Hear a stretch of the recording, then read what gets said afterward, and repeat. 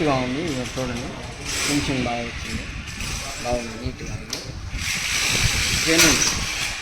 Genuine power బాగున్నది.